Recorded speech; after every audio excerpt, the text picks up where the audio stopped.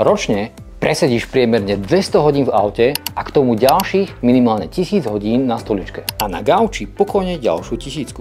U mnohých je to viac ako 7 hodín denne.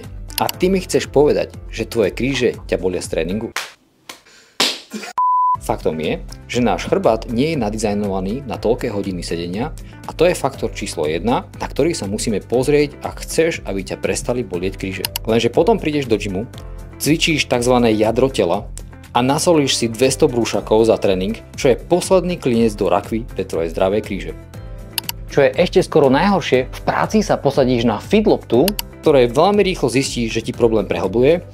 Aj by si sa jej chcel zbaviť, ale vždy sa nájde nejaký ergonomický mudrc, čo ti povie, že je to na chrbát super a tak v tom pokračuj. Ak chceš s tým niečo urobiť, potrebuješ zmeniť spôsob sedenia a hlavne zamerať sa na funkčnosť bedrových kĺbov, pretože tie ti ako prvé uľavia od bolesti krížov. Následne pomôžu ďalšie cvičenia, ktoré rozvinú tvoju funkčnú silu komplexným smerom. No a ako na to sa dozvieš v našom bezplatnom vzdelávacom programe? Klikaj.